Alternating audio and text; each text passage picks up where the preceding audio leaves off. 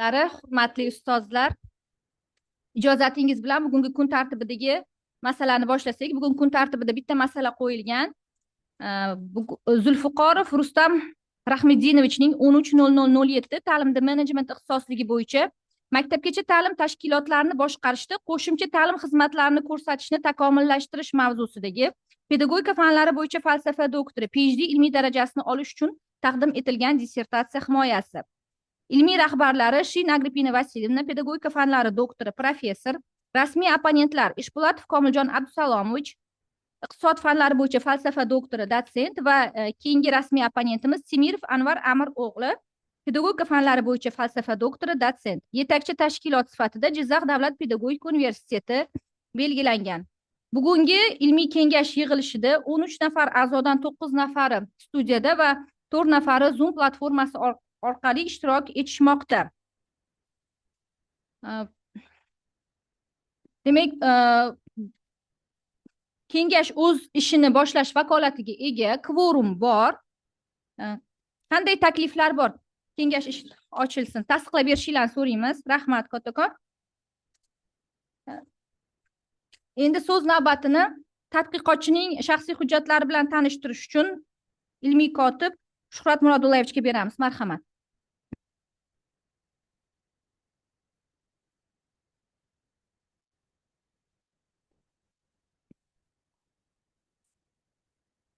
Assalomu alaykum, hurmatli ilmiy kengash raisi, hurmatli a'zolar.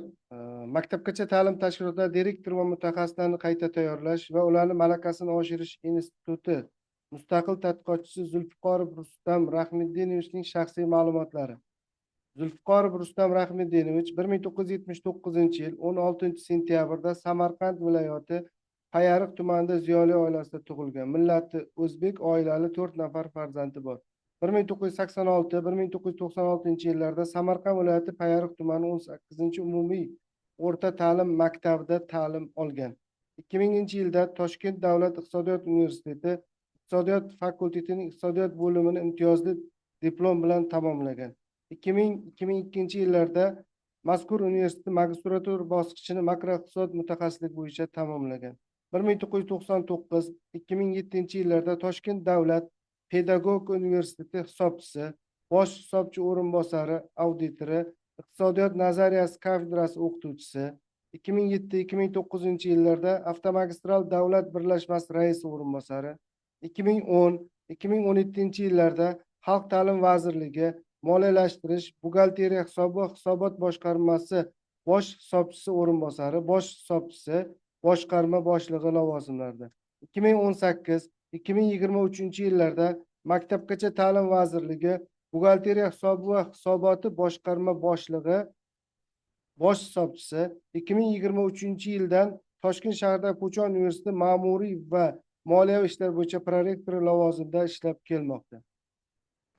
Zulfiqorov Rustam Rahmiddinovich 13.00.07 ta'limda menejment ixtisosligi bo'yicha maktabgacha ta'lim tashkilotlarini boshqarishda qo'shimcha ta'lim xizmatlarini ko'rsatishni takomillashtirish mavzusidagi pedagogika fanlari bo'yicha falsafa doktori PhD ilmiy darajasini olish uchun yozgan dissertatsiyasi bo'yicha jami 14 ta nashr ishlari chop etilgan. Shulardan bitta o'quv qo'llanma, bitta dasturiy ta'minot, 12 ta ilmiy maqola.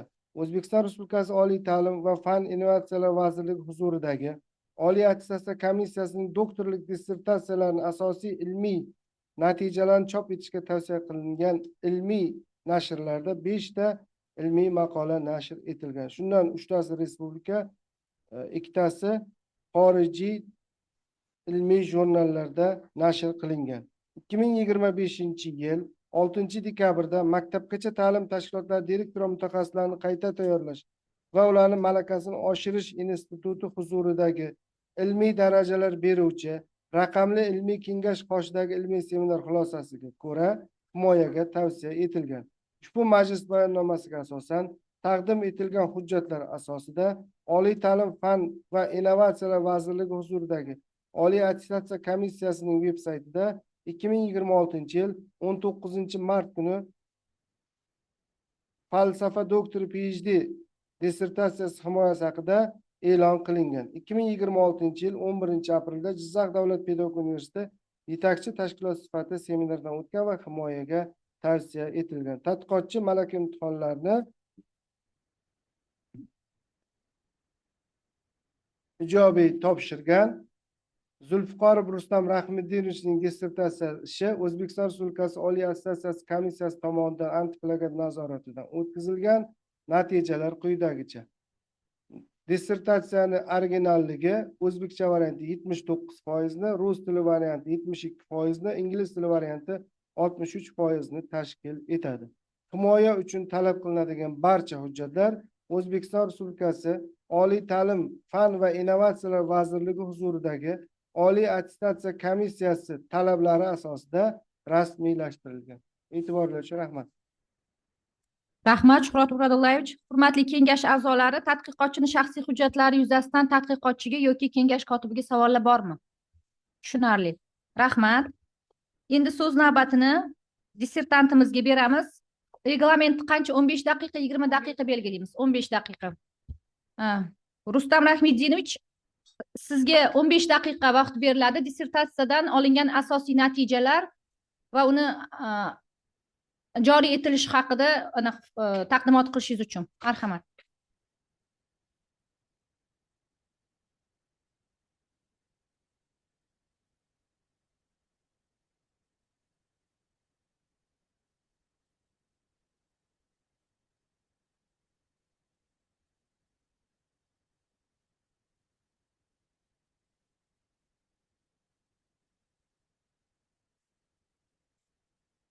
Avvalambor assalomu alaykum ilmiy kengash raisi, ilmiy kengash a'zolari hamda ustozlar. Sizlarning ruxsatlaringiz bilan hozir ta'limda menejment ixtisosligi bo'yicha maktabgacha ta'lim tashkilotlarini boshqarishda qo'shimcha ta'lim xizmatlarini ko'rsatishni takomillashtirish mavzusidagi ilmiy ishimni taqdimoti bilan tanishtirib o'tsam. Ilmiy rahbarim pedagogika fanlari doktor professor Shin Agrippina Vasilyevna. Endi tadqiqotimizning dolzarbligi va zaruratdan kelib chiqadigan bo'lsak, hozirgi hammalaringiz xabarlaringiz bor, dunyoning rivojlangan mamlakatlarida ta'lim tizimida pedagog kadrlarning va innovatsion va menejer salohiyatini oshirishga qaratilgan turli ilmiy tadqiqot ishlari olib borilmoqda. Bu rahbar va pedagog kadrlarning malakasini oshirishda ta'lim xizmatlarini diversifikatsiyalash, sifat menejmentini joriy qilish, pedagog texnologiya va ta'lim strategiyalarini o'zaro integratsiyalash, malaka oshirish tizimining ilmiy metodik ta'minlashga alohida e'tibor qaratilmoqda.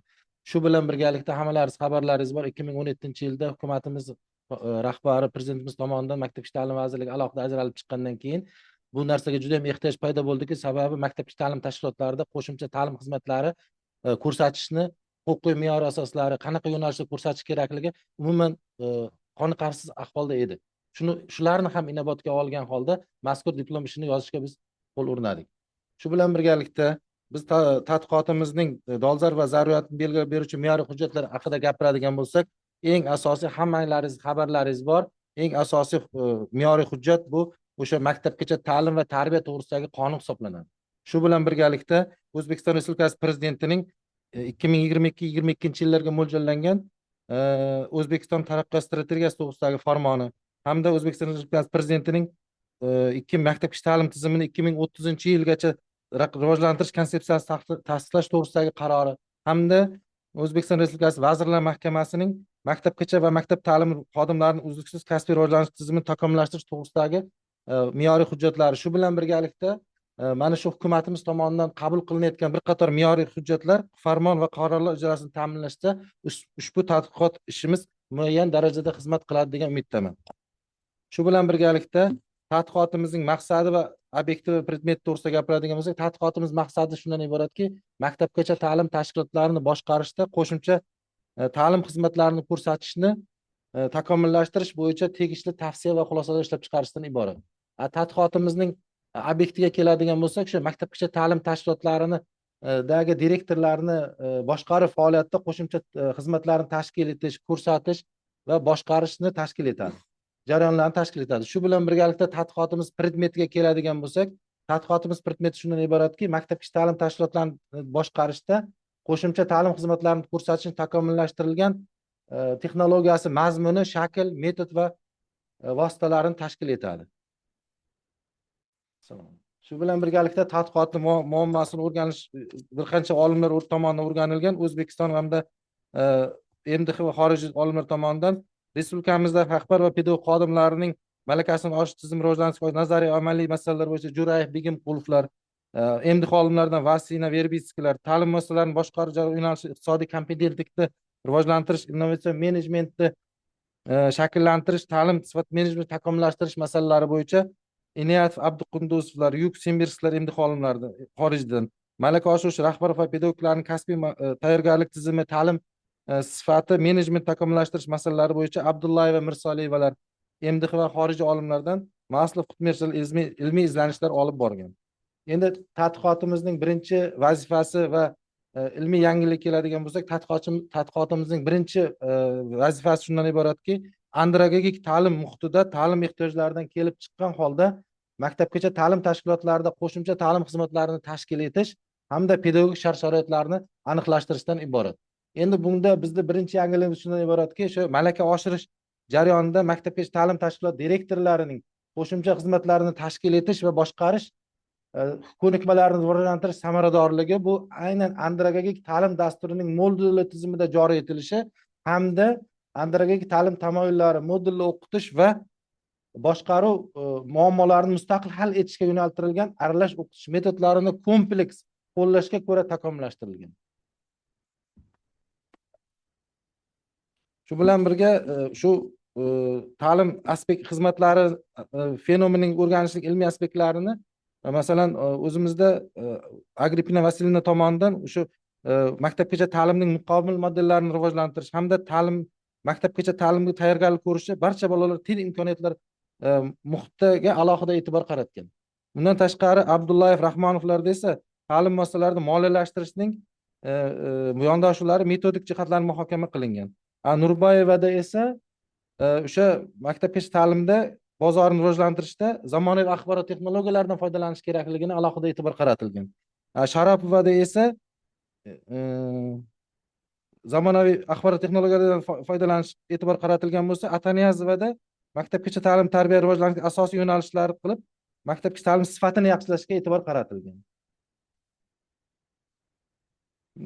Shu bilan birgalikda ta'lim sifati xizmatlarining pedagogik aspektlari to'g'risida gapiradigan bo'lsak, bu ta'lim xizmatining pedagogik aspektlari shundan iboratki, mana jadvalimizda ham ko'rishingiz mumkin, individual yondashuvning ta'minlanishi, ijtimoiy emotsional rivojlanishni qo'llab-quvvatlash, erkin ijodiy faoliyat rag'batlantirish, erkin o'yinlar va rivojlantiruvchi muhitni yaratish, shu bilan birga oila va bog'chani hamkorligini mustahkamlashdan iborat. Bu jadvalimizda shu andragogik modullar asosida ta'lim tashkil etishning ko'nikmalarini rivojlanishga qaratilgan dastur. Bu mana andragogik yondashuv, modulli o'qitish, boshqaruv muammolarini yechish, aralash o'qitish, bular natijada qo'shimcha xizmatlarni boshqarishni ko'nikmalarini tashkiladi hamda ta'lim samaradorligiga ta'sir qiladi. Shu bilan birga mustaqil rahbarning mustaqil qaror qabul qilish va mustaqil rivojlanishda alohida rol o'ynaydi. Tadqiqotimizning amaliy natijalarida ushbu jadvalimizda ko'rishimiz mumkin. Endi tadqiqotimizning ikkinchi asosiy vazifasi va ilmiy yangiligiga keladigan bo'lsak, tadqiqotimizning ikkinchi vazifasi shundan iboratki, direktorlarning qo'shimcha xizmatlarni tashkil etish va boshqarish kompetensiyasini rivojlantirish jarayonini iqtisodiy bilim va ko'nikmalarni qo'llagan holda bosqichli va teskari aloqali mexanizm orqali takomillashtirish. Ya'ni bunda asosiy yangiligimiz shundan iboratki, maktabgacha ta'lim tashkilot direktorlarining qo'shimcha xizmatlarni tashkil etish va boshqarish kompetensiyasi rivojlantirish jarayoni direktorlarning iqtisodiy bilim va ko'nikmalarini qo'llashda alohida loyihalovchi, korreksiyalovchi, shakllantiruvchi va refleksik boshqa uzviyligining funksional bog'liqligi hamda uzviy teskari aloqaga asoslangan integrativ mexanizmini ta'minlash orqali takomillashtirilgan. Bunda biz mana bu jadvalimizda o'sha boshqarish kategoriyalarini, kompetensiyalarini shakllantirish bosqichlarini keltirib o'tganmiz. Bu 5 ta bosqichda amalga oshiriladi. Bu bosqichlarning asosiysi shundan iboratki, direktorlarning mavjud kasb salohiyati, ya'ni ularni o'zlarini rivojlantirishga undash bosqichi, undan keyin qo'shimcha xizmatlarni tashkil etish strategiyasi va rivojlanish yo'nalishlarini belgilash, undan keyingi bosqichimiz direktorlarning kasbiy kompetensiyasini amaliy mashg'ulotlar orqali rivojlantirish. Shu bilan birgalikda amalga oshirilgan faoliyat tahlil qilinadi hamda tahlil natijalari, kamchiliklar tuzatiladi va individual rivojlanish yo'nalishlari belgilanadi. Undan keyingi bosqichda esa o'z faoliyatini direktorlar o'zi tahlil qilish yo'nalishlari, bosqichlarini ko'rsatib o'tganmiz. Shu bilan birgalikda bu jadvalimizda o'sha bosqichlarda qanaqa natijalarga erishishlarni hammasi ko'rsatib o'tilgan. Shu bilan birga direktorning qo'shimcha xizmatlarni tashkil etish, boshqarish, kompensatsiya rivojlantirish jarayoni integrativ mexanizmini biz ko'rsatib o'tganmiz. Bu mexanizm shundan iboratki, mana ya'ni loyihalovchi bosqichi, bu rejalashtirish, korreksiyalovchi bosqich bu tuzatish, undan keyin shakllantiruvchi bosqich rivojlantirish hamda refleksiv bosqich tahlil va baholash. Bunda eng muhim jihati shundan iboratki, bosqichlar o'rtasida uzviy funksional bog'liqlik va uzviy teskari aloqa ta'minlanadi. Shu bilan birga biz keyingi jadvalimizda shu maktabgacha ta'lim tashkilotlarida qo'shimcha xizmatlar ko'rsatishning tizimlashtirilgan loyihaviy modelini taqdim qilganmiz. Ya'ni o'sha maktabgacha ta'lim tashkilotlari direktorlariga aniq qilib ko'rsatdikki, bosqichma-bosqich mana shu modelimizdagi jarayonlarni bosqichma-bosqich amalga oshirish kerak bo'ladi. Shu amalga oshirish jarayonida ular o'sha maktabgacha ta'lim tashkilotida o'zini faoliyatini, qo'shimcha xizmat tashkil qilish faoliyatini to'g'ri yo'lga qo'yishi samarali effekt beradi degan umiddaman. Bu loyiha modelimiz marhamat jadvalda hammasida ko'rsatib o'tganmiz. Ya'ni birinchisi o'sha muhitni o'rganish, tahlil qilish, keyin maqsadini aniqlash va rejalashtirish, keyin xizmatlarni loyihalash, xizmatlarni taqdim etish, moliyaviy boshqaruv va monitoringi, huquqiy me'yoriy hujjatlar, reklama, monitoring va takomillashtirish va rivojlantirish yo'nalishlarini belgilab berganmiz. Shu bilan birga mana bu jadvalimizda shu tadqiqotimizning amaliy natijalarini ko'rishimiz mumkin. Undan keyingi 3-tadqiqotimizning vazifasi va yangiligi shundan iboratki, ta'lim mazmuni va qo'shimcha xizmatlar uzviyligini tizimli funksional yondashuv asosida maktabgacha ta'lim tashkiloti boshqaruvining innovatsion modelini takomillashtirish. Ya'ni bunda yangiligimiz shundan iboratki, maktabgacha ta'lim tashkilot direktorlarining boshqaruv faoliyatida innovatsiyalarni joriy etishni rivojlantirish modeli ta'lim mazmuni, qo'shimcha xizmatlarini tashkil etish metodlari va innovatsion yondashuvlarga ustuvorlik berish asosida maqsadli, mazmunli va natijaviy bloklar uzviyligini tizimli, strukturaviy va funksional yondashuvlar asosida loyihalash hamda baholash mexanizmini uyg'unlashtirish usulini ta'minlash orqali takomillashtirilgan. Bunda biz alohida o'sha maktabgacha ta'lim tizimida qo'shimcha xizmatlarni tashkil etish va rahbar boshqaruv faoliyatini yo'lga qo'yish texnologiyasini ishlab chiqqanmiz. Bu texnologiyamiz mana 3 ta bosqichdan iborat. Birinchi bosqich bu tayyorlov bosqichi, ikkinchi bosqich amaliyotga tatbiq etish bosqichi hamda uchinchi bosqich tizimlashtirish va baholash bosqichi. Ushbu 3 ta bosqichimizda ham 4 tadan yo'nalishlarga bo'lib ko'rsatganmiz. Mana jadvalda ko'rib turibsizlar, har bitta yo'nalishda nimalarni amalga oshirish kerak, ketma-ketligi bilan berganmiz. Shu bilan birgalikda bizani yangiligimiz ham yana bitta tomoni shundan iboratki, o'sha direktorlarning boshqaruv faoliyatida qo'shimcha xizmatlarni tashkil etishni rivojlantirish modelini ishlab chiqqanmiz. Bu rivojlantirish modelida, ya'ni o'sha birinchi ijtimoiy buyurtmani shakllantirishi, keyin maqsadi, keyin vazifalari hammasini ketma-ketlikda biz taqdim qilib berganmiz. Undan keyin mana qo'shimcha xizmatlarni tashkil etishni qanaqa metodlari, undan keyingi etapi o'sha innovatsion yondashuvlar asosida boshqaruv jarayonini rivojlantirishga direktorning shart-sharoitlari, direktorning maktabgacha ta'lim tashkilotlarida innovatsion yondashuvlar asosida boshqarish rivojlantirish jarayoni, ya'ni bu jarayonda biz o'sha maxsus kurs va mobil ilovalar ishlab chiqqanmiz. Bundan tashqari baholash jarayoni hamda bu natija nima beradi? Natijada innovatsion yondashuvlar asosida maktabgacha ta'lim tashkilotini boshqaradigan direktor yuzaga keladi. Shu bilan birgalikda mana biz bu jadvalimizda o'sha biz aytib o'tdim, maxsus kurs 24 soatga mo'ljallangan maxsus kursimiz bor. Bu kursda o'sha innovatsion boshqaruv konsepsiyalarini tushuntirish, akt imkoniyatlaridan foydalanish ko'nikmasini rivojlantirish, shu bilan birgalikda ichki baholashga monitoring mexanizmlarini joriy etish hamda tarbiyachilar salohiyatini oshirish usullarini o'rgatish, hamkorlik va sheriklik asosida boshqaruvni yo'lga qo'yish bo'yicha maxsus kursimizda soatlar berilgan. Shu soatlar davomida biz shularni o'rgatib borganmiz maktabgacha ta'lim tashkilot direktorlariga. Bundan keyingisi mana mobil ilovamizning mana ko'rinishi mana shunaqa ko'rinishdan iborat. Undan keyin biz o'sha direktorlarni o'sha faoliyatini baholash jarayonida bizlar ikkita texnologiyadan foydalandik. Skor 2 texnologiyasi hamda mozaika metodlaridan foydalanib ularni o'sha jarayonni baholab borganmiz. Shu tadqiqotimiz amaliy natijalarini mana bu jadvalda ko'rishimiz mumkin. Undan keyingi tadqiqotimizning 4-chi vazifasi shundan iboratki, to'rtinchi vazifasi va yangiligi, ya'ni vazifasi maktabgacha ta'lim tashkilot direktorlarining boshqaruv faoliyatida innovatsiyalarni joriy etish natijaga yo'naltirilgan rivojlanganlik darajasini aniqlashtirish orqali qo'shimcha ta'lim xizmatlarini tashkil etishga boshqaruv faoliyatini baholash mezonlarini takomillashtirish. Bundagi bizning asosiy yangiligimiz shundan iboratki, o'sha maktabgacha ta'lim tashkilot direktorlarining boshqaruv faoliyatida innovatsiyalarni joriy etish, rivojlanganlik darajasini aniqlash mezonlari reproduktiv, produktiv va ijodiy hamda mustaqil innovatsion bilimlarni o'zlashtirish bosqichlari monitoringi, diagnostik baholash, ko'rsatkichlar dinamikasini tahlil qilish va natijalarning taqqoslama monitoring orqali ustuvorlik berilgan holda takomillashtirilgan. Bunda bu jadvalimizda o'sha maktabgacha ta'lim tashkiloti rahbarining kasbiy faoliyat tayyorlanish, aniqlash mezonlari va darajalarini keltirib o'tganmiz. O'sha mustaqil innovatsion, reproduktiv faoliyati, produktiv faoliyati va kognitiv faoliyatlarni ko'rsatib berganmiz. Undan keyingi biz tajriba sinov bosqichini amalga oshirganmiz. Tajriba sinov bosqichi biz 3 ta bosqichda amalga oshirganmiz. Ya'ni ta'kidlovchi bosqich bu 2022-23 yillarni ichiga olgan bo'lsa, shakllantirish bosqichi biz 2023-24 yillarda o'z ichiga olgan, hamda yakunlash bosqichi 24-25 yillar davomida amalga oshirilgan.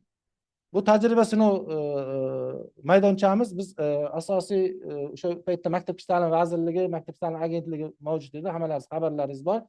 O'sha Jizzax viloyat maktabgacha ta'lim hamda Samarqand viloyat maktabgacha ta'lim boshqarmalarida shu bilan birgalikda maktabgacha ta'lim tashkilotlarining direktor va mutaxassislar qayta tayyorlash va malakasini oshirish institutida biz amalga oshirganmiz.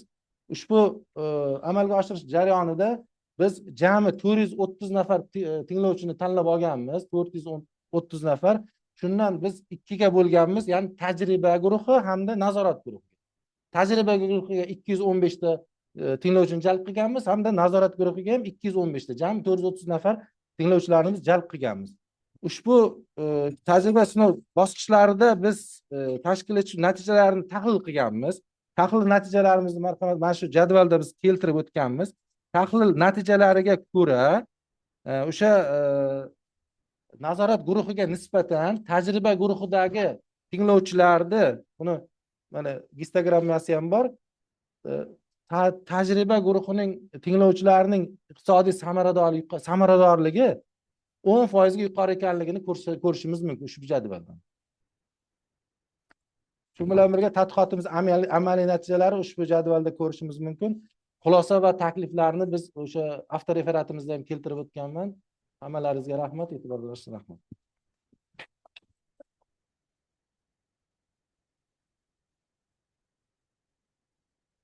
Rahmat Rustam Rahmiddinovich.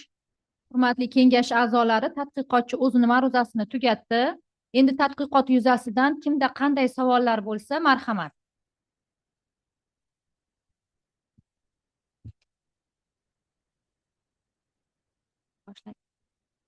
Marhamat, Nargiz Fathullayevna.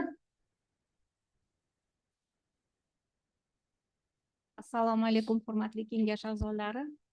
Rustam aka, chiroyli taqdimot uchun sizga rahmat. Shu taqdimot yuzasidan bir ikkita aniqlashtiruvchi savollarim bor edi, agar ruxsat bersanglar. Rustam aka, haqiqatdan ham juda ham dolzarb mavzuni siz ko'tarib chiqdingiz. Bu hozirgi kunda ayniqsa maktabgacha ta'lim tashkiloti rahbarlari uchun eng kerakli, eng og'riqli nuqtalardan birini hozir ko'tardingiz. Shu bo'yicha menda bir ikkita savollar tug'ilgan edi. Mana maktabgacha ta'lim tashkilotlarida mana qo'shimcha ta'lim xizmatlari o'zi nimaga kerak, nima uchun masalan biz bu narsani tashkil etishimiz zarur.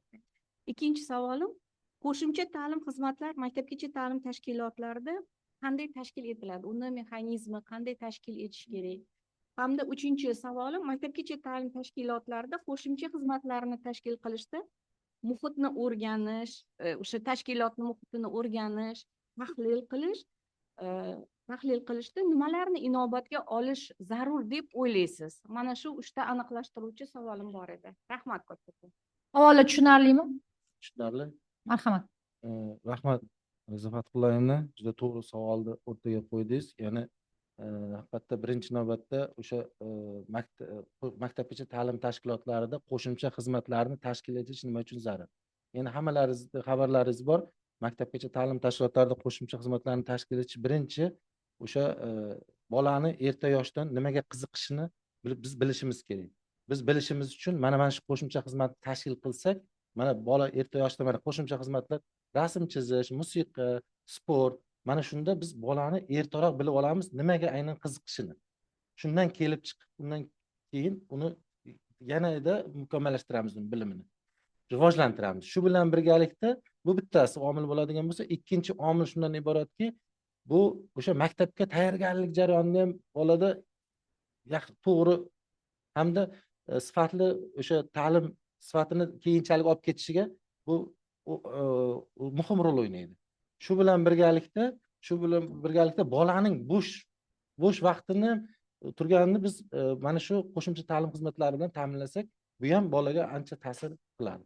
Yana ham agar tushunarliroq aytadigan bo'lsak, shu jamiyatdagi bolaning o'sha jamiyatga moslashish jarayonini shu qo'shimcha xizmatlar ancha rivojlantiradi bolani.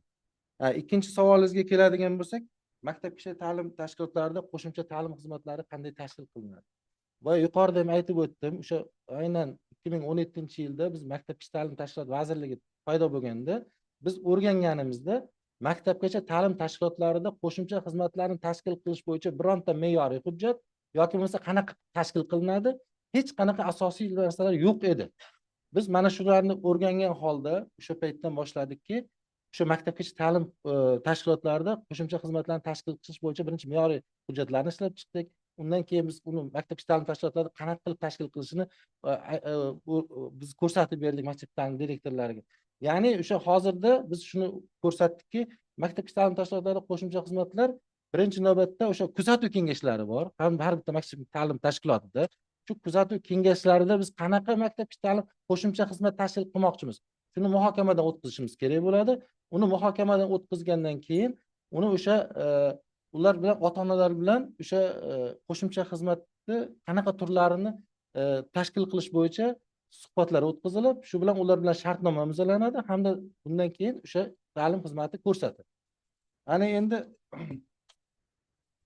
uchinchi savolingizga keladigan bo'lsak, uchinchi savolingiz shu o'sha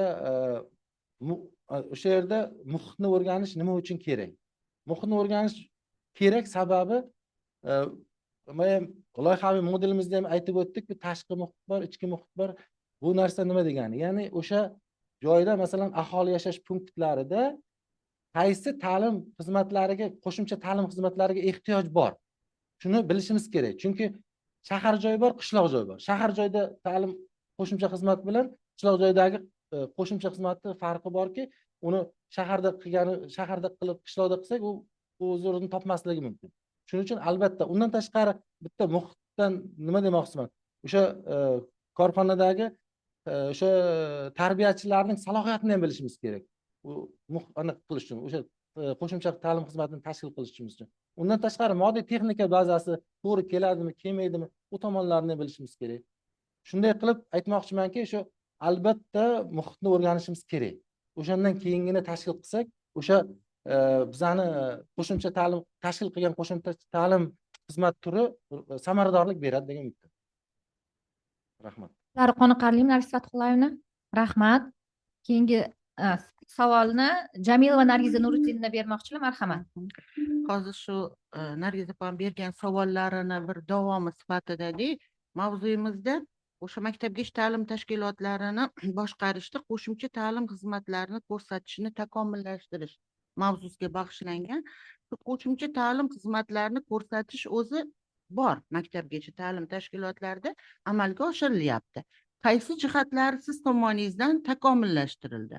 Yana shu savolli ichida savol, siz modelingizda keltirgansiz qo'shimcha ta'lim xizmatlarini ko'rsatish va pulli xizmatlarni tashkil qilishni tizimlashtirish.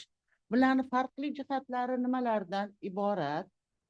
Pulli xizmat ko'rsatish va qo'shimcha ta'lim xizmatlarini ko'rsatish. U qo'shimcha ta'lim xizmatlarini tashkil etish bepul bo'lsa, bu kim, qaysi pedagog tomonidan amalga oshiriladi, qaysi vaqtda amalga oshiriladi? Buni ishlaydigan mexanizmi bo'lish kerak edi. Siz takomillashtirishni tavsiya etyapsiz. Mana shu savollar edi. Rahmat. Avvalambor rahmat savolingiz uchun. Slaydga qaytsak bo'ladimi? Endi o'sha maktabgacha ta'lim tashkilotlarida qo'shimcha xizmatlarni qaysi takomillashtirilgan degan savolingizga biz boya aytib o'tdim. Mana biz bularni 3-chi anaqamizda vazifamizda keltirib o'tganmiz. Ya'ni o'sha maktabgacha ta'lim tashkilot rahbarlarining o'sha qo'shimcha ta'lim xizmatlarini takomillashtirish bo'yicha biz mana bu texnologiyasini ishlab chiqqanmiz. Ya'ni texnologiya deganda birinchi bosqichda o'sha direktor nimani amalga oshirishi kerak, ikkinchi bosqichda nimani amalga oshirish kerak hamda uchinchi bosqichda qanaqa qilib amalga oshirish kerak. Shuni ham tayyorlov bosqichida masalan nimalarga e'tibor berishimiz kerak. Ya'ni boya ham aytdim, mana ichki tahlil, salohiyatni aniqlash, yondashuvlar, ochiq muloqot. Mana shu hammasi bizani o'sha maktabgacha ta'lim tashkilotlarida qo'shimcha xizmatlarni takomillashtirish bo'yicha direktorlarga aniq qilib biz vazifa belgilab berdik. Bu narsalar bizgacha yo'q edi. Shuning uchun shu nuqtai nazardan takomillashtirilgan. Shu bilan birgalikda mana bu xizmatlarni joriy etishni rivojlantirish modelini ishlab chiqqanmizki, shu model asosida o'sha maktabgacha ta'lim direktori o'zini faoliyatini bemalol mana shu model asosida amalga oshirsa, o'sha qo'shimcha xizmatni ko'rsatishda samaradorligi aniq bo'ladi. Shu bilan birgalikda endi tushunishim bo'yicha tizimlashtirish deyapsiz, to'g'rimi? Tizimlashtirish degani endi o'sha ishlash mexanizmini ham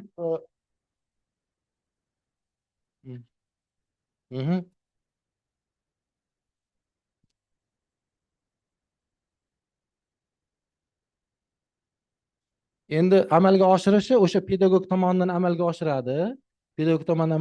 Hamda bizda o'sha ishlab chiqqan paytimizda davlat dasturidan tashqari paytlarda amalga oshirishini belgilab berganmiz biz. O'sha paytda. Undan tashqari siz aytasiz, bepul bo'lishi ham mumkin. Sababi defektologimiz bor bizda. Defektolog xizmatlari bor.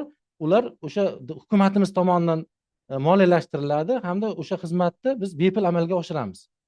Maktabgacha ta'lim tashkilotlarida. Qolgan xizmatlarda o'sha maktabgacha ta'lim tashkiloti direktori o'sha biz belgilab berganmizki, tuman maktab ta'lim bo'limlari bilan kelishgan holda ularni kalkulyatsiyasini ishlab chiqqan holda, endi yo'nalishlar hammasini biz belgilab berganmiz. Shu orqali amalga oshiriladi. Javoblari qoniqarli. Nargiz Nuridinovna. Hurmatli ustozlar, yana kimda qanday savollar bor? Marhamat, Sanobar Yo'ldashevna. Sizni ma'ruzingizni eshitgandan keyin menda ham bir ikkita savollar tug'ildi, agar ruxsat bersangiz. Birinchi o'rinda siz aytyapsizki, shu mexanizmini ishlab chiqdim deyapsiz. Bu mexanizm sizgacha bor bo'lganmi yoki siz qaytadan yangitdan ishlab chiqdingizmi? Birinchi savolim, shu mexanizmingiz ichida innovatsiyaga ko'p e'tibor beryapsiz. Innovatsiyasi nimada?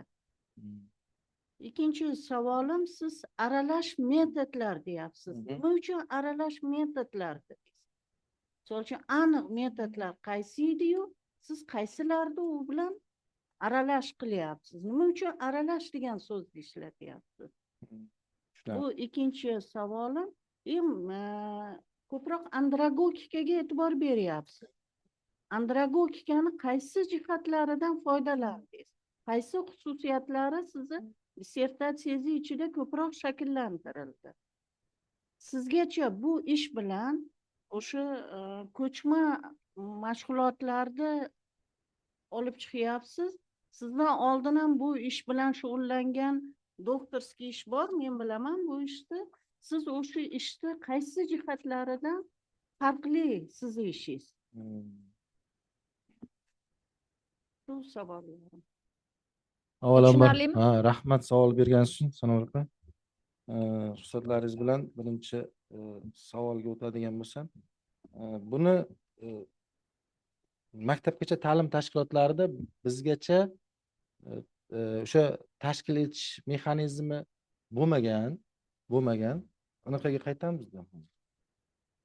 Biz mana o'sha boya ham aytib o'tdim, bizani innovatsion yangiligimiz shundan iboratki, mana bu biz alohida maxsus kurs ishlab chiqdik. Birinchidan maxsus kurs ishlab chiqdik hamda mobil ilova ishlab chiqdikda o'sha maktabgacha ta'lim direktorlarini mana shu maxsus kurs orqali hamda mobil ilovasida biz aniq belgilab berdik nimalar qilish kerakligini. Oldin bu yo'q edi. Biz shuni takomillashtirdik. Bundan tashqari aralash metod deyapsiz. Aralash metodda ya'ni ta'limning bitta an'anaviy usulini qo'llamadikda. Biz faqat an'anaviy dars o'tish jarayonida emas, buni biz aralash metod sifatida o'sha onlayn olib bordik. Shu bilan birga internet ma'lumotlaridan foydalangan holda hammasini birgalikda qo'shib amalga oshirishga harakat qildik. Shuning uchun aralash metod deb aniq qildim. Endi andragogik ta'lim deydigan bo'lsak, endi hammalaringiz xabarlaringiz bor. Andragogik ta'lim bu o'zi kattalar ta'limi. Kattalar ta'limi hisoblanadi. Endi kattalar ta'limi bevosita shu malaka oshirish jarayonida amalga oshirdik. Ya'ni o'sha maktabgacha ta'lim tashkilot direktorlariga mana shu o'sha nima deydi? O'zimizda mana bu maxsus kurslarimiz orqali dars jarayonini tashkil qildik. Hamda shular orqali keyin boya aytdimki, mana ikkita guruhga bo'lib oldik, tajriba va nazorat guruhlariga. O'sha biz nazorat guruhidan ko'ra tajriba guruhiga masalan mana shu 24 soatlik dars maxsus kursimizni, mobil ilovamizni berdik. Ular bilan seminarlar o'tkazdik, treninglar o'tkazdik, suhbatlar o'tkazdik. Shuni natijasida biz oxirida tahlil qilganimizda nazorat guruhiga nisbatan tajriba guruhini samaradorligi 10% ga oshiqligini ko'rishimiz mumkin. Kattalar da. Da.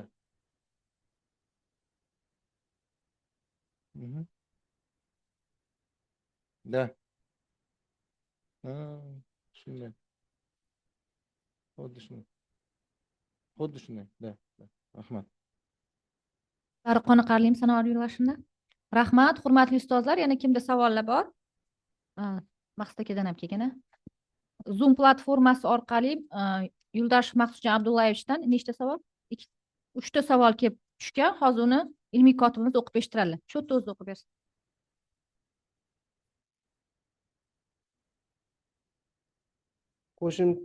Qo'shimcha ta'lim xizmatlaridan tushgan mablag'lar tashkilotning qanday hisob raqamiga jamlanadi va u maktabgacha ta'lim tashkilotini rivojlantirish uchun nimalarga sarflanadi?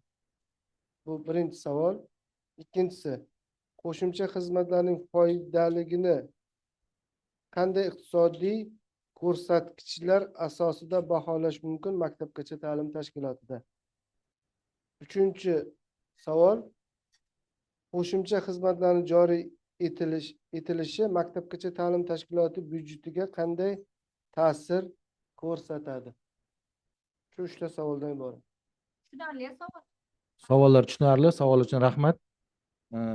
Juda to'g'ri savollar qo'yildi. Hozir iqtisodiy yo'nalish bo'yicha bu o'sha bizgacha bo'lgan jarayonni yana bir qaytaman. Maktabgacha ta'lim tashkilotlarida qo'shimcha xizmatlardan tushgan mablag'lar oldin shunaqa ediki, maktabgacha ta'lim tashkilotining hisob varag'i, ya'ni o'sha byudjetdan tashqari mablag'lar tushadigan hisob raqam, ya'ni rivojlantirish jamg'armasi bo'lardi maktabgacha ta'lim tashkilotida.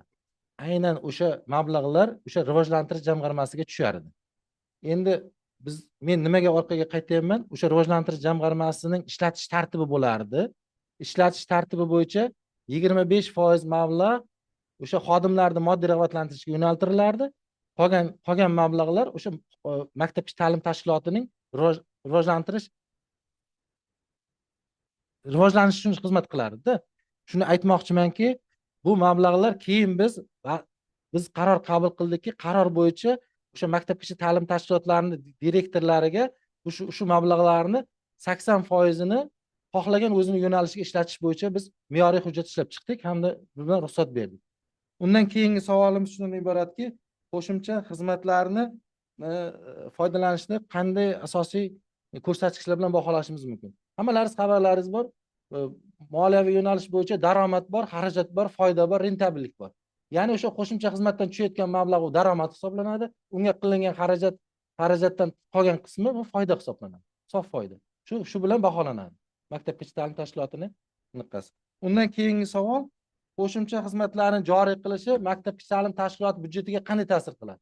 Maktabgacha ta'lim tashkiloti byudjetiga ijobiy ham ta'sir qiladi, salbiy tomoni ham ozgina bor, ko'p emas. Ijobiy tomoni nima?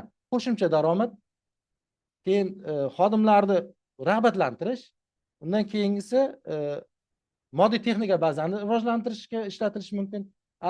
Endi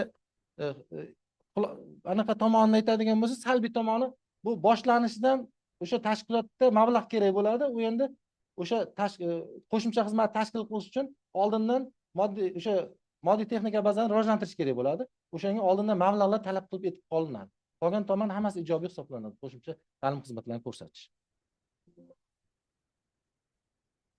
Maqsud Abdullayevich, javoblari qoniqarlimi? Ular yig'ilishdilar. Rahmat Rustam aka. Hurmatli ustozlar, yana kimda qanday savollar bor? Marhamat, Kamol Jumayevna. Rustam Rahmidinovich, menda bir ikkita aniqlashtiruvchi savollar bor edi. Shu maktabgacha ta'lim tashkilotlarini boshqarishda qo'shimcha ta'lim xizmatlarini ko'rsatish bo'yicha xorijiy tajriba siz tomoningizdan o'rganilganmi? Bu birinchi savolim. Ikkinchi savolim, qo'shimcha ta'lim xizmatlarini ko'rsatish deganda biz iqtisodiy kompetensiyani ham tushunamiz. Siz maktabgacha ta'lim tashkilotlari direktorlarining iqtisodiy kompetentligini ham o'z ishingizda o'rganganmisiz? O'rgangan bo'lsangiz, ishchi ta'rif berganmisiz? O'zi ishchi ta'rifingiz bormi? Slaydingizda ham ko'rmadik. Agar bor bo'lsa, uni ham aytib o'tsangiz. Ikkita savolim aniqlashtiruvchi. Avvalambor rahmat Kamoljoyevna savolingiz uchun.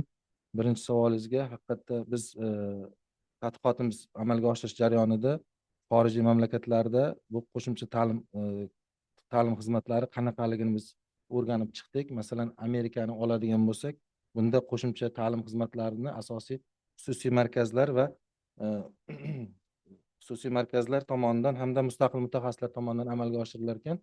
Bundan tashqari biz Koreya, Janubiy Koreya va Yaponiyada ularda bo'lsa erta ta'limga e'tibor qaratilar ekan.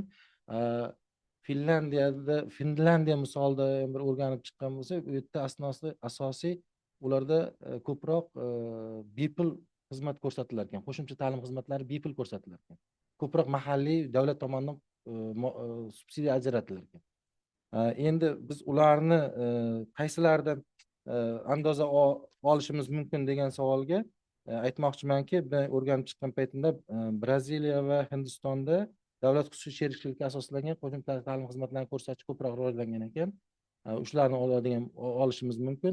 Finlandiyada esa inklyuziv ta'lim rivojlanishini ko'proq ularda shu yo'nalishga ham alohida e'tibor qaratilgan ekan.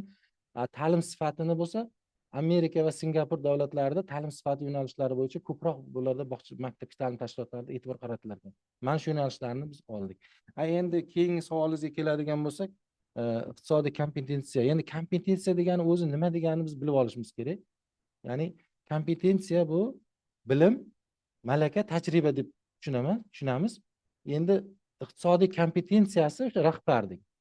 Faqat pedagogik jarayonni bilish emas, balki o'sha tashkilotning moliyaviy faoliyatini yo'lga qo'yishni bilsa, o'sha tashkilotda resurslardan oqilona foydalanishni bilsa, hamda o'sha nima deydi, moliyaviy savodxonligini bo'lsagina bunda ikkala mana pedagogika va ikkita iqtisodiy yo'nalish birlashib, o'sha nima deydi, haligi boya ham aytdim, innovatsion rahbar kelib chiqadi-da, o'sha anaqaga mo'ljallangan.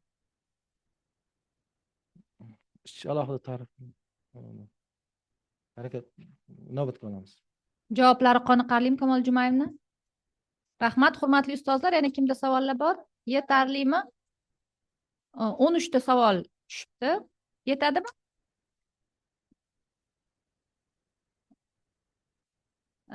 Dissertatsiya ishi yuzasidan mana 13 ta savol javoblar o'tkazildi. Yetarli degan takliflar tushyapti. Endigi navbatni siz tadqiqotchisiz o'tirib turishingiz mumkin. Rahmat. Dissertantning ilmiy rahbarlari Shina Agrippina Vasilevna o'zlari shu yerda ishtirok etmoqdalar va hozir o'zlarini yozma xulosalarini taqdim etganlar kengashga.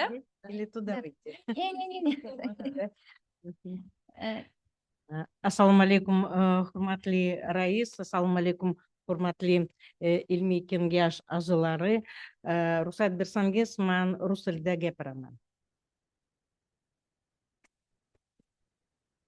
Уважаемый председатель, уважаемые члены научного совета, вот представленная к защите диссертационная работа Рустама Рахмединовича Зульфикарова, она на тему совершенствования предоставления дополнительных образовательных услуг в управлении дошкольными образовательными организациями, она, безусловно, является одной из актуальнейших и одним из современных исследований, потому что она полностью соответствует современным приоритетам нашей государственной образовательной политики.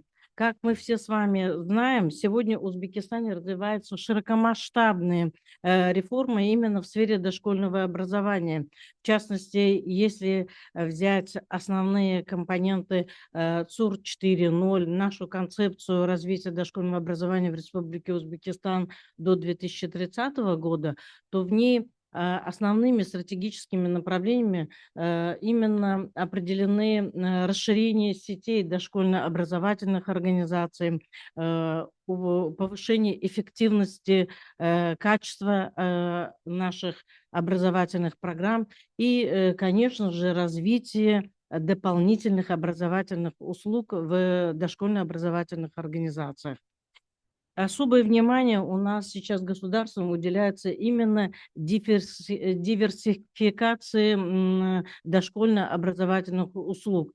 Большое внимание уделяется именно инновационным подходам в образовательном процессе. И, конечно же, безусловно, это эффективность наших образовательных услуг. Здесь, наверное, особое внимание хочется уделить именно эффективности управленческой деятельности директоров дошкольно-образовательных организаций. В этом контексте, конечно же, тема диссертационного исследования, она приобретает особую значимость и практическую востребованность. Наш диссертант очень обоснованно рассматривает дополнительные образовательные услуги не как второстепенное направление, а как важный инструмент для повышения качества дошкольным образованием, удовлетворения, вот здесь надо обратить внимание, удовлетворения индивидуальных потребностей родителей и детей. И, безусловно, усиление конкурентоспособности дошкольно-образовательных организаций, так как сейчас сеть дошкольно-образовательных организаций, кроме государственных, она имеет сеть ГЧП, государственно-частного партнерства, и большое количество семейных садов и частного сектора. В ходе исследования Зульфикаров проявил себя как зрелый самостоятельный исследователь и проявил умение глубоко анализировать нормативно-правовую базу, включая государственные программы и реформы, обобщать отечественный и зарубежный опыт и выявлять актуальные проблемы управления в системе дошкольного образования, разрабатывать научно обоснованные и практически применимые решения. Научная новизна работы заключается в разработке комплексного подхода к совершенствованию управления дополнительными образовательными услугами с учетом наших современных требований государственной политики и трансформации системы дошкольного образования Узбекистана, которая сейчас на данный момент находится в активнейшей фазе. Практическая значимость исследования определяется тем, что предложенные автором рекомендации, они могут быть эффективно внедрены в деятельность дошкольно-образовательных организаций всех направлений и способствовать реализации задач государственных реформ, повышению качества разнообразия образовательных услуг, более рациональному использованию кадровых и материальных ресурсов, а также укреплению взаимодействия с родителями и обществом. То есть там, где задействованы все партнеры, социальные партнеры по оказанию и предоставлению образовательных услуг дошкольного образования. В процессе работы над диссертацией соискатель проявил высокий уровень ответственности, научную добросовестность и профессиональную зрелость. Все поставленные цели и задачи достигнуты, результаты исследования опробированы и получили положительную оценку. уважаемые члены научного совета, представленная диссертация соответствует установленным требованиям, а ее автор Зульфикаров Рустам Рахмединович заслуживает присуждения соответствующей ученой степени. Прошу вас всех поддержать. Благодарю за внимание. Спасибо вам большое, Agrippina Vasilyevna. Hurmatli Agrippina Vasilyevnaga tadqiqot ishi yuzasidan o'zlarini ijobiy xulosalarni berganlari va mavzuning dolzarbligini yanada yorqinroq yoritib berganlari uchun minnatdorchilik bildiramiz. Va endi dissertatsiya ishining rasmiy muhokamasiga o'tamiz. So'z navbatini birinchi rasmiy opponentimiz Ishpo'latov Komiljon Abdusalomovichga beramiz. Marhamat.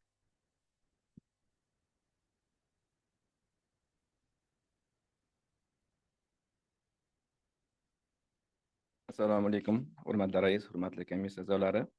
Ruxsatinglar bilan Zulfiqor Rustam Razizovni maktabgacha ta'lim tashkilotlarini boshqarishda qo'shimcha ta'lim xizmatlarini ko'rsatishni takomillashtirish mavzusidagi dissertatsiyasi bo'yicha xulosamizni kengaytirilgan variantini berganman, yozma. Agar ruxsatinglar bilan qisqacharoq mazmunini aytsam, buni mavzuni dolzarblarga menimcha hech kimda shubha uyg'otmasa kerak. Bugungi kunda hayotimiz, insonlarning yashash tarzi keskin o'zgarib, takomillashib boryapti. Hayotimizga har kuni yangi narsalar kirib kelyaptiki, bu sun'iy intellekt texnologiyalari, axborot texnologiyalari, ilgari hayotimizda ko'rmagan narsalar yangi kirib kelyapti. Bu hayotimizni tubdan o'zgartiradi baribir. Va mana shu jarayonlar ta'lim tizimini barcha bosqichlarini takomillashtirishni talab etadi. Maktabgacha ta'lim tizimi ham bundan mustasno emas. Maktabgacha ta'limda asosiy ta'lim xizmatini bilan bugungi kundagi o'zgarishlarni to'liq qamrab olishning imkoniyati yo'q. Birinchidan bu juda ham shiddatli tezroq kirib kelyapti va bundan tashqari uni hajmi ham menimcha to'liq qamrab ola olmaydi va bu o'z-o'zidan qo'shimcha ta'lim xizmatlariga ehtiyojni juda ham oshiradi. Bu qo'shimcha ta'lim xizmatlarini takomillashtirishi, uni kerakliligini yana bir xususiyatiki, bu maktabgacha ta'limda qo'shimcha xizmatdan barcha ishtirokchilar manfaatdor. Agar bola o'zi bo'ladigan olasak, ya'ni tarbiyalanuvchini o'zi hayoti uchun kerakli ko'nikmalarni to'liq oladi. Ota-ona birinchidan bolasini to'liq rivojlanishini oladi. Ikkinchidan uni ishdan tashqari paytda uni bolani band qilish, bo'sh vaqtini mazmunli o'tkazish imkoniyati paydo bo'ladi. Ya'ni ishdan tashqari kunlari, shanba kunlari, yakshanba kunlari bolani tashlab o'zini bugungi kundagi paydo bo'lgan yangi o'zini ehtiyojlarini qondirish mumkin yoki boshqa ishlar bilan shug'ullanishi mumkin. Maktabgacha ta'lim tashkiloti bu o'zi uchun qo'shimcha imkoniyat paydo bo'ladi. Ya'ni maktabgacha ta'lim jarayoniga kerakli bo'lgan yangi metodikalarni, texnologiyani, didaktik materiallarni sota bilish imkoni bo'ladi. Tarbiyachi esa bundan qo'shimcha manfaat oladi. Ya'ni o'zini ustida ishlash uchun yangi qo'shimcha motivatsiyalarni paydo qiladi. Bu O'zbekiston 2030 strategiyasida ham maktabgacha ta'lim uchun alohida bo'lim ajratilgan.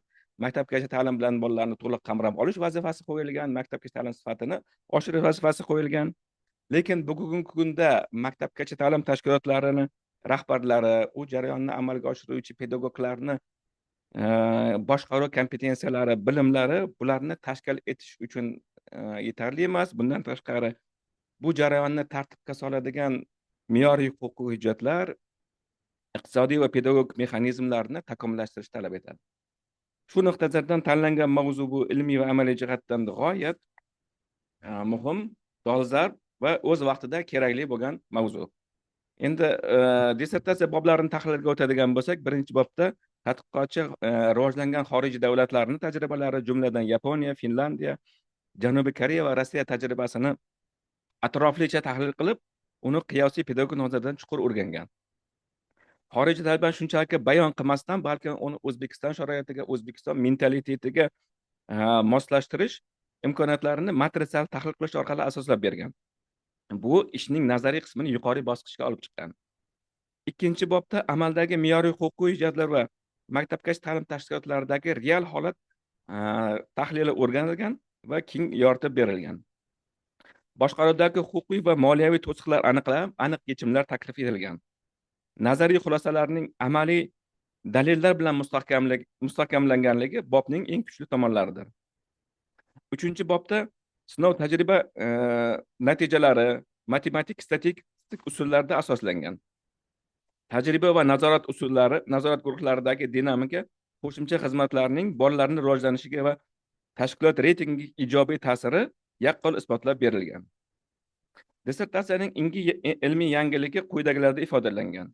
Birinchidan, maktabgacha ta'lim tashkiloti, ota-ona, qo'shimcha ta'lim muassasasi uchburchagi integratsion boshqaruv modeli ishlab chiqilgan. Ikkinchidan, mutaxassislarning kasbiy kompetentligini monitoring qilish, rag'batlantirishning indikativ tizimi yaratilgan. Uchinchidan, outsourcing, davlat xususiy sherikchilik asosida qo'shimcha ta'lim xizmatlarini joriy etilish algoritmi optimallashtirilgan. To'rtinchidan, bolalarning psixologik xususiyatlari asosida ta'lim xizmatlari nomenklaturasini tanlash metodikasi ishlab chiqilgan. Muallif tomonidan qo'shimcha ta'lim xizmatlari bozori, ta'lim xizmatlarini diversifikatsiyasi, maktabgacha ta'lim tizimida outsourcing kabi tushunchalarning avtorlik ta'riflari ishlab chiqilgan. Amaliy jihatdan esa boshqaruv modeli maktabgacha ta'lim tashkilotlari rahbarlari uchun qo'shimcha pulli xizmatlarni rejalashtirish va budjetdan tashqari mablag'larni maqsadli shakllantirishning to'g'ridan-to'g'ri qo'llanmasi vazifasini o'taydi. Mavzu bo'yicha 12 ta ilmiy ish chop etilgan. Shundan 5 tasi Oliy attestatsiya komissiyasi tomonidan tashkil etilgan nashrlarda, 3 tasi respublika va 2 tasi xorijiy jurnallarda nashr etilgan. Endi agar yana ozgina tanqidiy mulohazalarga o'tadigan bo'lsak, ishning yuqori saviyasini e'tirof etgan holda quyidagi tavsiyaviy mulohazalarni bildirib o'tmoqchiman. Birinchidan, qiyosiy tahlil yanada chuqurroq amalga oshirilsa, natijalarning ilmiy asoslanganligi kuchaygan bo'lardi. Ikkinchidan, variativ ta'lim va inklyuziv yondashuv bilan aloqadorlik metodologik jihatdan to'liqroq ochilishi mumkin edi. Uchinchidan, xorijiy modellarni hududlarga differensial moslashtirish bo'yicha aniq tavsiyalar amaliy qiymatini oshirgan bo'lar edi. To'rtinchidan, maktabgacha ta'lim tashkilotlarining moliyaviy mustaqilligida ta'sirini ekonometrik modellar orqali tahlil qilish iqtisodiy menejerlik qiymatini kuchaytirilgan bo'lar edi. Ushbu mulohazalar tavsiyaviy xarakterga ega bo'lib, u ishning umumiy amaliy qiymatini aslo pasaytirmaydi. Zulfiqorov Rustam Ramzidovichning dissertatsiyasining dolzarbligi, metodologik asoslanganligi, ilmiy yangiligi va amaliyotga joriy etilganligi bilan ajralib turadigan tugallangan mustaqil tadqiqot ishidir. U 13.0007 ta'limda menejment ixtisosligiga va Oliy attestatsiya komissiyasi talablariga to'liq mos keladi. Dissertatsiya muallifi Zulfiqorov Rustam Ramzidovichni pedagogika fanlari bo'yicha falsafa doktori PhD ilmiy darajasini olishga loyiq deb hisoblayman. E'tiboringiz uchun rahmat. Rahmat, Komiljon Abdusalomович.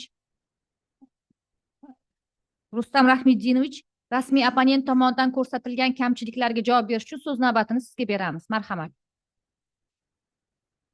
Avvalambor rahmat Komiljon Abdusalomовich berilgan taqriz uchun. Endi sizda taqrizingizda keltirib o'tilgan kamchiliklarni bo'yicha javob beradigan bo'lsam, haqiqatda birinchi kamchiligingiz o'sha MDH hamda xorijiy davlatlar olimlarining ishlari tahlil qilinganda mazkur manbalar asosida qiyosiy tahlilni amalga oshirish tadqiqot ishini ilmiy asoslanganligini yanada kuchaytirgan bo'ladi degan taqrizni keltirib o'tdingiz. Kamchilikni haqiqatda bu siz taqriz bergan kamchilik ko'rsatganingizdan keyin biz o'shani to'g'irlab o'sha hozirgi ilmiy ishimizga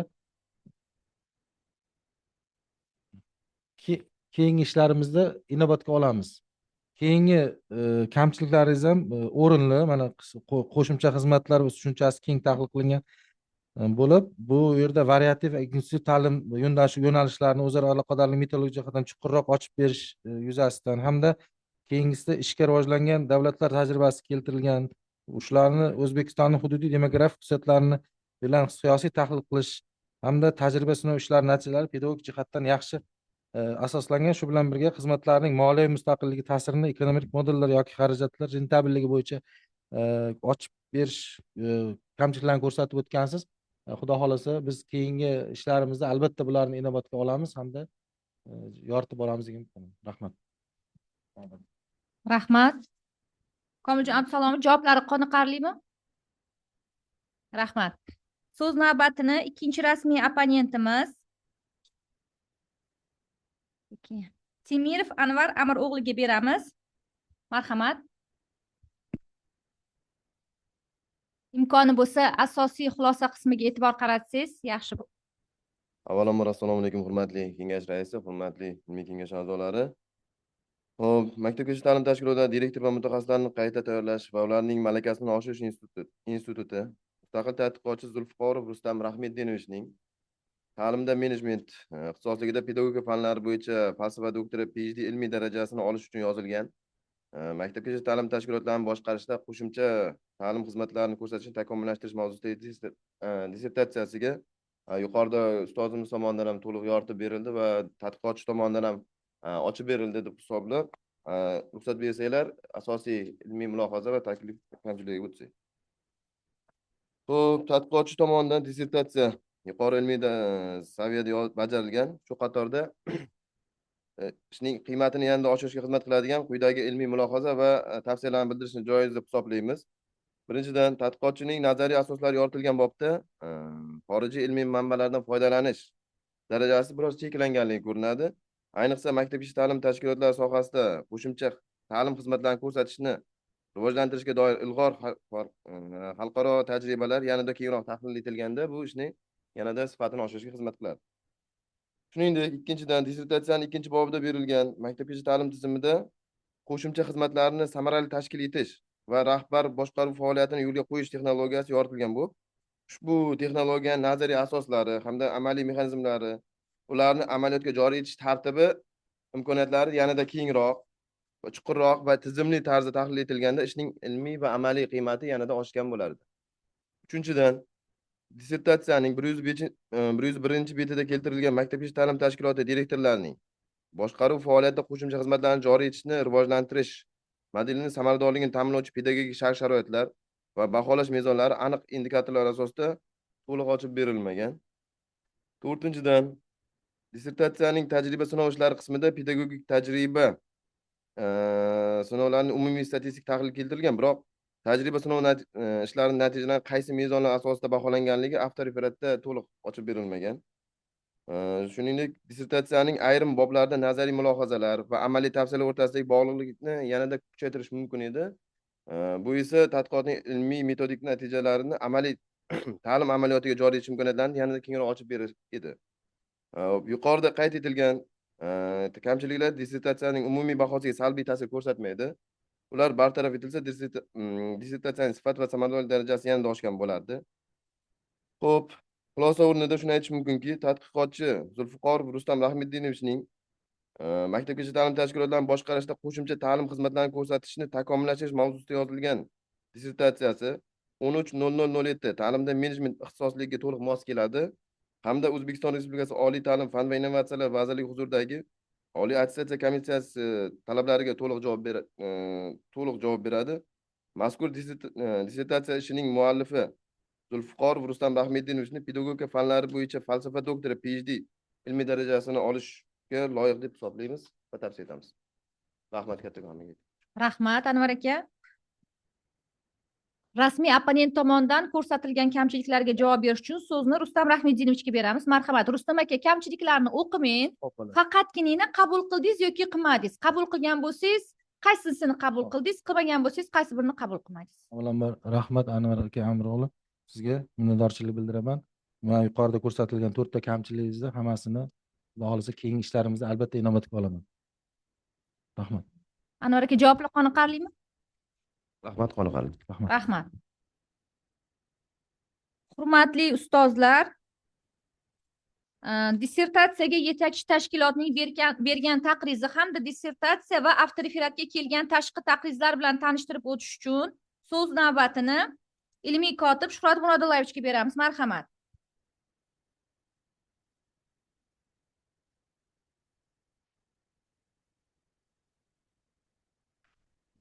Yana bir bor assalomu alaykum hurmatli ilmiy kengash raisi, hurmatli a'zolar.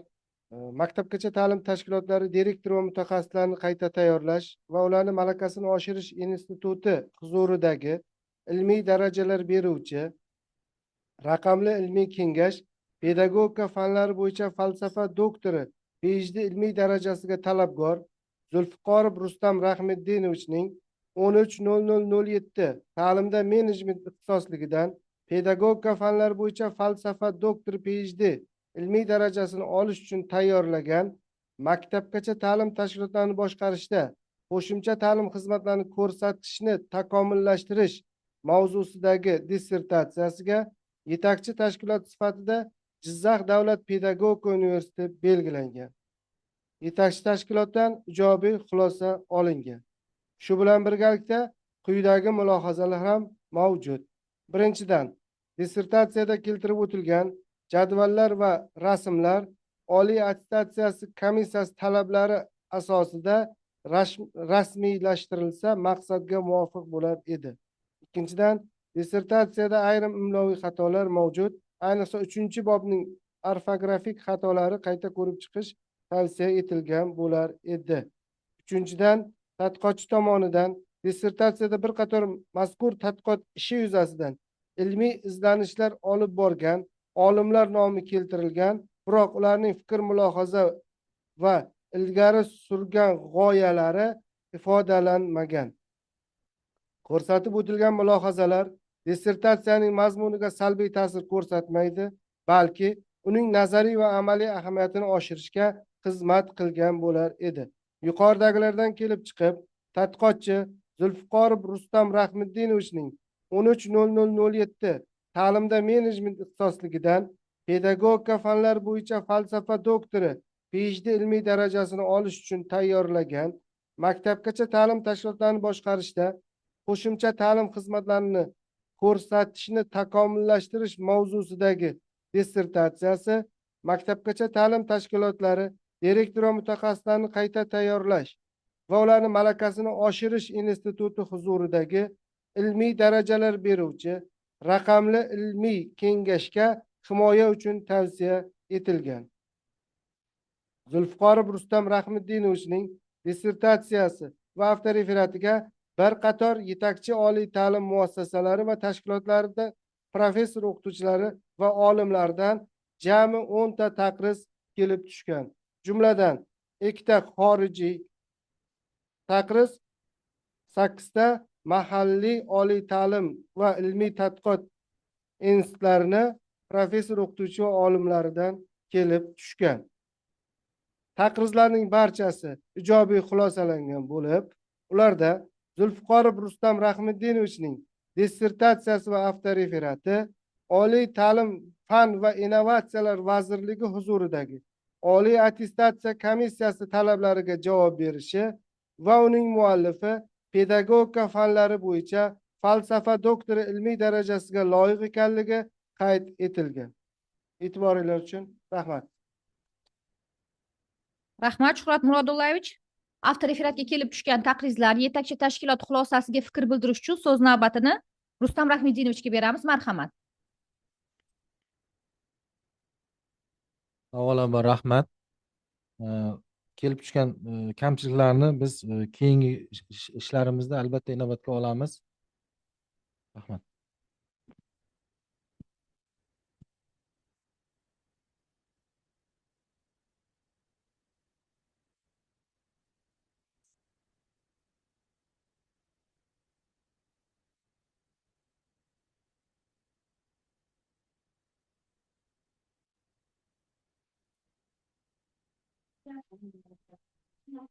Nima?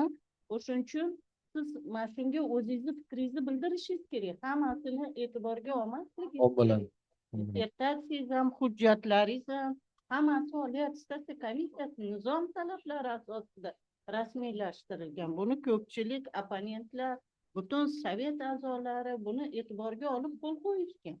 O'shuning uchun u noto'g'ri fikr bildiryapti. Buni e'tiborga olishinglarni so'rayman. Xo'p.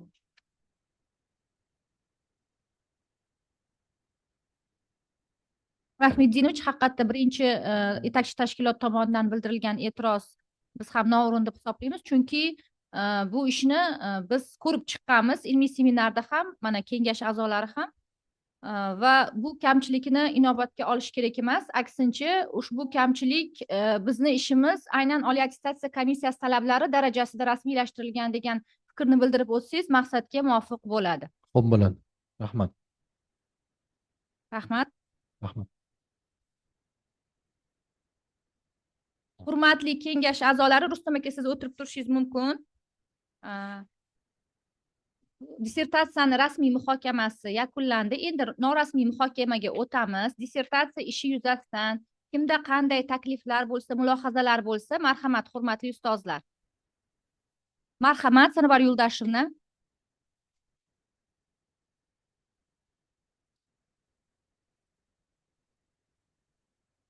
Uzoq vaqtdan beri bilamiz, shu sohani o'tiravering Rustam aka, judayam kuchli egasi, mutaxassisi desak bo'ladi.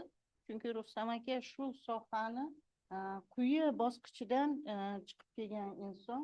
Shuning uchun bugungi tayyorlagan dissertatsiyasi ham to'liq talablarga javob beradi. Bugungi kundagi eng murakkab muammolarni olib chiqqan. Shuning uchun qo'llab-quvvatlaymiz, qolganlarni ham qo'llab-quvvatlashga chaqiraman. Rahmat, Sanobar Yo'ldashevna. Hurmatli ustozlar, yana kimda takliflar bor? Marhamat, Nargiz Fatxullayevna. Assalomu alaykum, hurmatli kengash a'zolari. Hurmatli Rustam Rahmidinovich, o'tiring, iltimos turmang. Noqilyapti. Haqiqatdan bugungi olib chiqilgan mavzuni dolzarbligiga hech qanaqa shak shubha yo'q. Bugungi kunda bu rahbarlar uchun eng kerakli bo'lgan mavzuni olib chiqdingiz. Hamda juda chiroyli prezentatsiya taqdimot bo'ldi. Mana o'zim ham ko'rib, haqiqatdan ko'p bu ish dissertatsiyani ishida ko'p narsalar yoritilgandi. Juda ko'p javharlar, даже hozir o'tirib aytayotgandim. Shuhrat akaga даже doktorskiyga tortadigan ish bo'libdi deb. Menda bitta taklif bor edi. Mana 24 soatlik kurs direktorlar, rahbarlar uchun ishlab chiqildi dedingiz, ko'rdik. Nafshavkatovna, mana menejerlik kurslarimiz bor. Shu institutda hozir menejerlik kurslari tashkil etilgan rahbarlar uchun.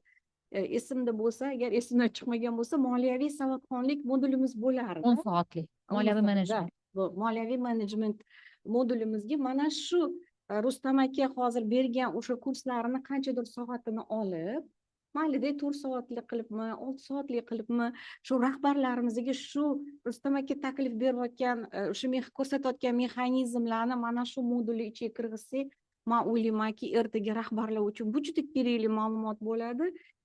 Kerakli bir modul bo'ladi deb o'ylayman. Agarda iloji bo'lsa, shuni bir amalga oshirsanglar, bu ish qog'ozda qolib ketishi kerak emasda, baribir amaliyotga chiqishga, amalga chiqish kerak-da bu narsa. Chunki bu rahbarlar uchun juda ko'p hozir kerakli ma'lumotlar, kerakli hujjatlarni aytib o'tdilar. O'sha narsalarni agar kirgizib qo'yilsa, men o'ylayman, direktorlarga ham juda katta manfaat olib keladi bu ish. Katta rahmat. Men kengash a'zolaridan Rustam akani qo'llab-quvvatlashinglarni so'raymiz. Bu mutaxassisliklariga shak shubha yo'q. O'shaning uchun ham hech qanaqa muammosiz bu mavzuda ichida suzib yuribdilar. Chunki hali aytgandek, juda ko'p yillik tajribaga ega mutaxassislar. Rahmat hammanglarga, sog' bo'linglar. Rahmat, Nargiz Fatxullayevna, takliflaringizni inobatga olamiz. Marhamat, Dilfuza Aliyevna.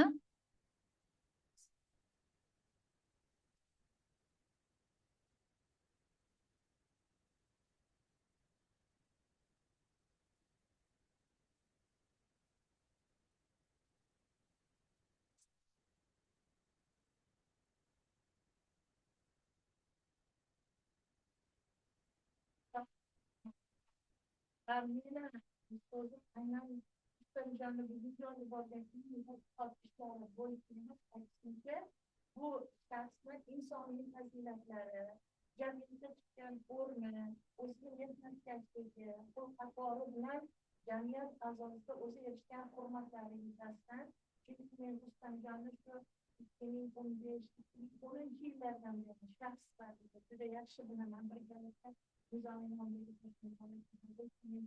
faoliyat yuritganmiz. Mavzulari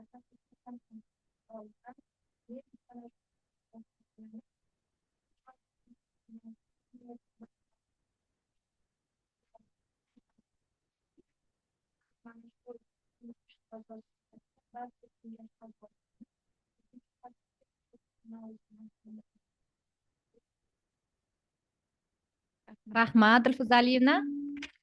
Marhamat, Endi opponent mayli Rustam xulosa bermoqchi emas. Yo'q, hamshira emas gap. man uni keyingi ishlar nuqtai nazaridan bu ko'proq sovetni o'ziga murojaat qilmoqchi edim. Bu Rustam Ramziddinov ishlarini qilib nima deydi, namuna qilib 7 aprel kuni o'tgan videoselektor yig'ilishida muhtaram prezidentimiz Oliy assotsiatsiya komissiyasi raisiga mana shu ilmiy ishlar bo'yicha bir qo'shimcha vazifa berdilar.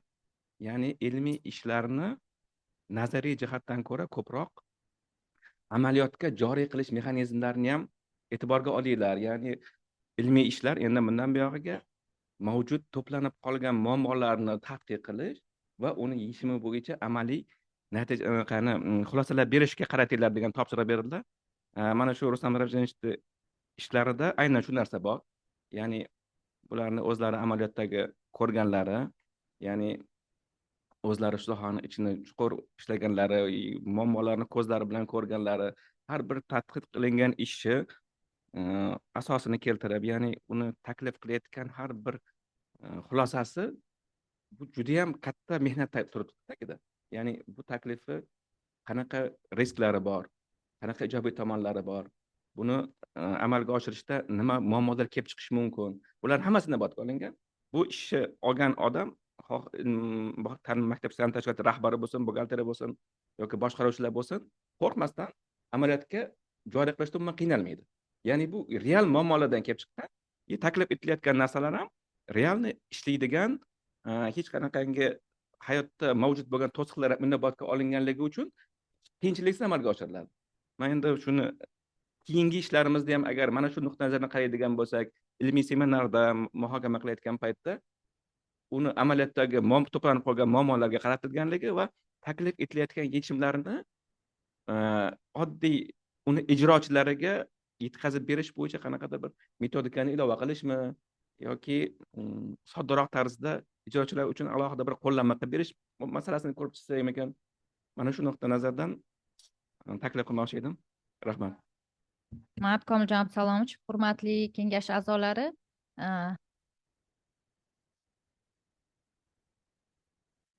Norasmiy muhokama yetarli, demak yetarli degan takliflar tushmoqda. Norasmiy muhokamada sizga o'z fikr mulohazalarini bildirgan ustozlarimizga javob berish uchun so'z navbatini sizga beramiz, Rustam aka.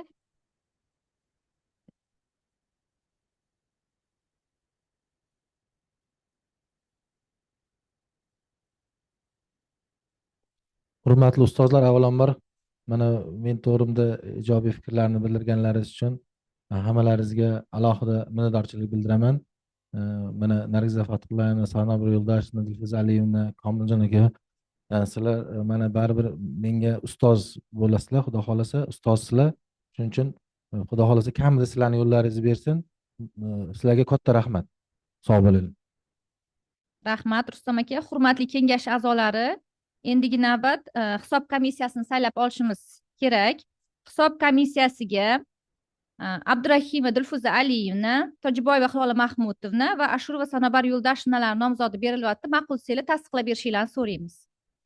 Rahmat. Hisob komissiyasi o'z ishini boshlab davom ettirguncha hurmatli mehmonlarimizga 5 daqiqalik tanaffus beramiz, tashqariga chiqib turishlarini so'raymiz.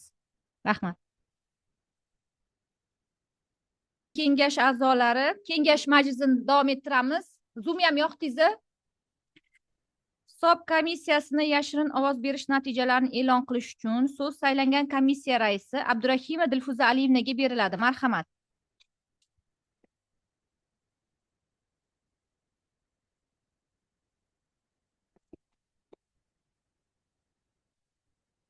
Assalomu alaykum, hurmatli kengash raisi, hurmatli kengash a'zolari, hurmatli mehmonlar.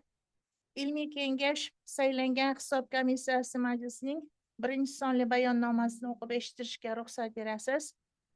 Ushbu komissiya Zulfiqorov Rustam Rahmidinovichning 13.00.07 ta'lim menejmenti ixtisosligi bo'yicha maktabgacha ta'lim tashkilotlarini boshqarishda qo'shimcha ta'lim xususiyatlarini ko'rsatishni takomillashtirish mavzusidagi dissertatsiya ishi yuzasidan to'plangan ovozlarni aniqlash uchun saylandi. Komissiya tarkibi 3 kishidan iborat qilib saylandi. Saylangan komissiya tarkibi Ashurova Sanobarxon Yo'ldashevna, Abdurahimova Dilfuza Aliyevna hamda Tojiboyeva Hilolaxon Mahmudovna. Hisob komissiyasi raisi etib pedagogika fanlari doktori professor Dilfuza Aliyevna saylandi. Komissiya a'zolari Sanobarxon Yo'ldasheva hamda Hilolaxon Mahmudovna etib saylandi. Komissiya raisi va a'zolariga e'tirozlar bo'lmasa, komissiya majlisining ikkinchi sonli bayonnomasini o'qib etishimiz uchun ruxsat berasiz. Marhamat, birinchi komissiyani tasdiqlab berishingizni so'raymiz bayonnomasini. Rahmat. Ilmiy kengash saylangan hisob komissiyasi majlisining ikkinchi sonli bayonnomasi 18 aprel 2026 yil. Saylangan komissiya raisi pedagogika fanlari doktori professorlar Abdurahimova, Sanobarxon Yo'ldasheva hamda Hilolaxon Mahmudovna. Komissiya Zulfiqorov Rustam Rahmidinovichning pedagogika fanlari bo'yicha falsafa doktori PhD ilmiy darajasini olishga qo'yilgan dissertatsiyasi yuzasidan offline hamda onlayn berilgan ovozlarni sanash uchun saylangan. Ilmiy kengash tarkibi 14 nafar professorlardan iborat etib tasdiqlangan. Ilmiy kengash tarkibiga hal qiluvchi ovoz berish huquqi bilan qo'shimcha ravishda hech kim kiritilmagan. Majlisda ilmiy kengash a'zolaridan 13 nafari, shu jumladan ko'rib chiqilayotgan dissertatsiya ixtisosligi bo'yicha 5 nafar fan doktorlari, Doctor of Science'lar ishtirok etdi. 13 ta byulleten tarqatildi, bitta byulleten tarqatilmay qoldi. Qo'shimcha, demak, qutuvchada 13 ta byulleten borligi aniqlandi. Bugungi yig'ilishda 4 ta onlayn hamda 9 ta offline shaklida ovozlar berildi. Ovoz berish natijalari asosida Zulfiqorov Rustam Rahmidinovichning pedagogika fanlari bo'yicha falsafa doktori PhD ilmiy darajasini berish bo'yicha quyidagicha ovoz berildi. Tarafdorlar 13 kishi 100%, qarshilar va betaraf hamda yaroqsiz deb topilgan byulletenlar yo'q. Hisob komissiyasi raisi Dilfuza Aliyevna. Rahmat Dilfuza Aliyevna, ushbu ikkinchi bayonnomamizni ham tasdiqlab berishingizni so'rayman. Rahmat, hurmatli ustozlar. Barchamizni oldimizda dissertatsiya ishi yuzasidan xulosa tarqatilgan. Ijozatingiz bilan ushbu xulosani asos sifatida qabul qilsak. Qabul qilamiz.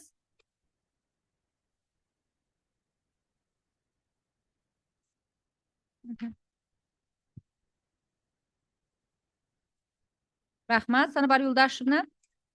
Dissertatsiyani tasnifiy belgilarini belgilab olamiz. Dissertatsiya natijalarining xususiyatlari.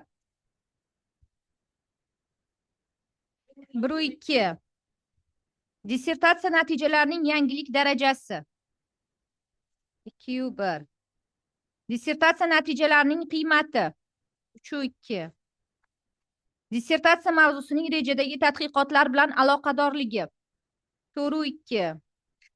Amaliy ahamiyatga molik dissertatsiya natijalaridan qay miqyosda foydalanish mumkin? 5-3 tarmoq miqyosida. Amaliy ahamiyatga molik dissertatsiya natijalaridan keng foydalanish yuzasidan tavsiyalar. 6-1. Hurmatli kengash a'zolari, demak, tasnifiy belgilarni ham belgilab oldik. Maktabgacha ta'lim tashkilotlari direktor va mutaxassislarini qayta tayyorlash va ularni malakasini oshirish instituti huzuridagi ilmiy darajalar beruvchi ilmiy kengash qarorini ijozatingiz bilan o'qib eshittiraman.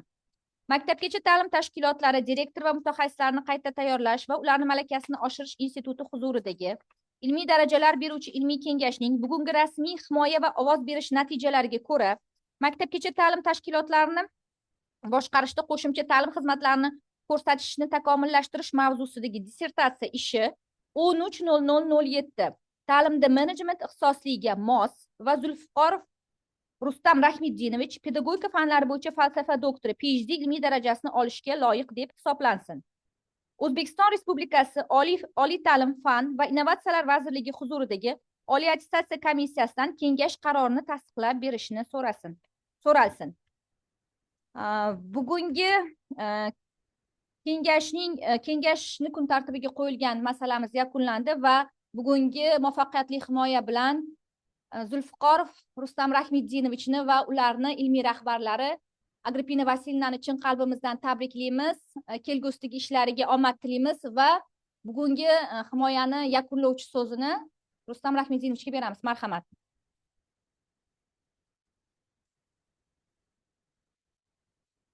Avvalambor rahmat ilmiy kengash raisi, ilmiy kengash a'zolari, ustozlar, ilmiy rahbarim Agrippina Vasilyevna. Mana bugungi taqdimotim bo'yicha qilingan agar kamchiliklar bo'lgan bo'lsa, men birinchi navbatda hammalaringizdan uzr so'rayman. Qolaversa, bundan keyin mana hozirgi sizlar menga ishonch bildirdilaring, hammalaringiz ovoz berdilaringiz. Men shu ishonchlaringni kelajakda bundan ham professor dissertatsiyalarimda ham oqlashga harakat qilaman. Hammalaringiz uchun rahmat. Сегодня я хочу особенно благодарность Агриппине Васильевне за понимание, за поддержку и за полезных советов для этого выполнения этой работы. Agrippina Vasilyevna, sizga kattakon rahmat. Men baxtli insonman, sababi shunday meni ustozim bor. Ruxsatingiz bilan men arzimagan sovg'am bor, sizga bersam. Rahmat.